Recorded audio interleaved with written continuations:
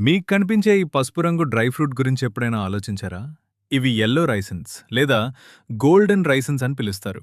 ఈ రైసిన్స్ సాధారణంగా పచ్చ ద్రాక్ష పండ్ల నుంచి తయారవుతాయి. ముఖ్యంగా థామ్సన్ సీడ్లెస్ అనే ద్రాక్ష రకం ఎక్కువగా వాడతారు. ఈ ద్రాక్ష పండ్లు తోటల్లో పండించి బాగా పండిన తర్వాత జాగ్రత్తగా కోస్తారు.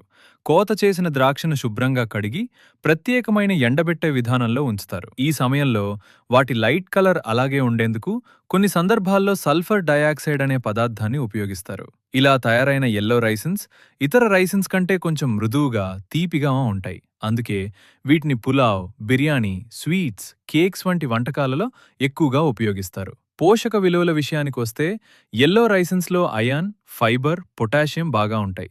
ఇవి డైజెషన్కు సహాయపడతాయి మరియు శరీరానికి తక్షణ శక్తినిస్తాయి. అయితే ఇవి న్యాచురల్ షుగర్స్ ఎక్కువగా కలిగి ఉండటంతో లిమిటెడ్గా తినడం మంచిది. ఇలాంటి మరిన్ని ఉపయోగకరమైన సమాచారం కోసం ఫాలో అట్ ఈజ్ ఆథెంటిక్.